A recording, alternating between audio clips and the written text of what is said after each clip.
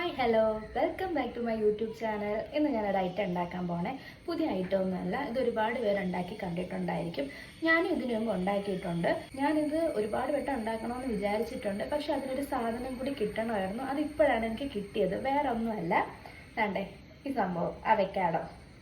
അപ്പോൾ മനസ്സിലായി കാണുമല്ലോ എന്താ ഉണ്ടാക്കാൻ പോണെന്ന്. അവക്കാഡോ ബ്രെഡ് ടോസ്റ്റ് ആണ് ഉണ്ടാക്കുന്നത്. അപ്പോൾ നമുക്ക് കാണാമേ.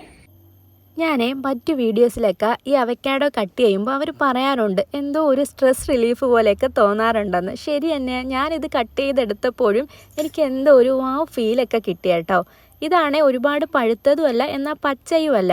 ഞാൻ കൈ കിട്ടിയത് ഒരെണ്ണം എടുത്തു. ഇത് ഒരുപാട് നാളുകൊണ്ട് അന്വേഷിക്കുന്നുണ്ട്, കണ്ടപ്പോൾ പെട്ടെന്നങ്ങ് എടുത്തേ.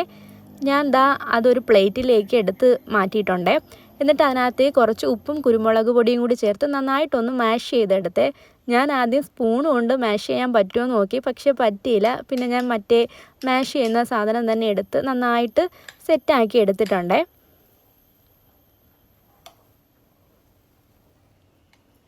പിന്നെന്താ, ഒരു പാൻ അടുപ്പിൽ വെച്ച് അതിനകത്തേക്ക് കുറച്ച് ബട്ടറും കൂടി സ്പ്രെഡ് ചെയ്തിട്ട് ബ്രെഡ് ഇതേപോലെ ഒന്ന് തിരിച്ച് മറിച്ചു വിട്ട് സെറ്റാക്കി എടുക്കുന്നുണ്ടേ. ഞാൻ ആ ബ്രെഡിന് ചുറ്റുമുള്ള ബ്രൗൺ കളറിലുള്ളത് കട്ട് ചെയ്ത് കളഞ്ഞിട്ടില്ല. ചിലർ കട്ട് ചെയ്ത് കളയുന്നത് കാണാം. എനിക്കെന്നാൽ അത് കഴിക്കാനാണ് ഏറ്റവും കൂടുതൽ ഇഷ്ടം. അതുകൊണ്ട് ഞാൻ കട്ട് ചെയ്തില്ല. കാരണം കട്ട് ചെയ്ത് കളഞ്ഞാലും പിന്നെ ഞാൻ അതെടുത്ത് കഴിക്കും. പിന്നെന്താ, നമുക്കൊരു ബുൾസൈ ഉണ്ടാക്കണേ. ബുൾസൈയുടെ ഉണ്ണി പൊട്ടാണ്ട് വേണം കേട്ടോ ഉണ്ടാക്കാനുള്ളത്. എങ്കിലാ അതൊരു ഭംഗി ഉണ്ടാവുള്ളേ. കഴിക്കുമ്പോൾ നമ്മൾ പൊട്ടിച്ച് തന്നെ കഴിക്കുന്നത്, എങ്കിലും ഉണ്ടാക്കുമ്പോൾ ഇങ്ങനെ ഉണ്ടാക്കണേ. മേളിൽ കുറച്ച് ഉപ്പും കുരുമുളക് പൊടിയും കൂടി വിതറി സെറ്റാക്കി എടുക്കാം. പിന്നെന്താ, ബ്രെഡിനകത്തേക്ക് നമ്മൾ മാഷ് ചെയ്ത് വെച്ചിരിക്കുന്ന അവക്കാഡോ ഒന്ന് സ്പ്രെഡ് ചെയ്ത് കൊടുക്കാം.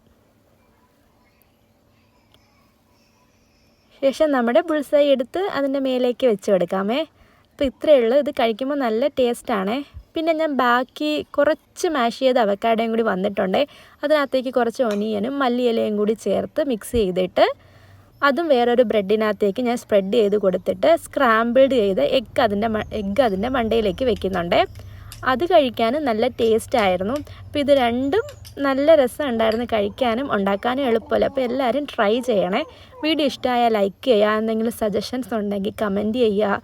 പിന്നെ ചാനൽ ഇഷ്ടമായാൽ ഒന്ന് സബ്സ്ക്രൈബ് ചെയ്ത് സപ്പോർട്ട് കൂടെ ചെയ്യണേ. അപ്പോൾ അത്രയേ ഉള്ളൂ. വേറൊരു വീഡിയോ ആയിട്ട് നമുക്ക് കാണാമേ. അപ്പോൾ എല്ലാവരും ട്രൈ ചെയ്യണേ. Okay, bye, take care.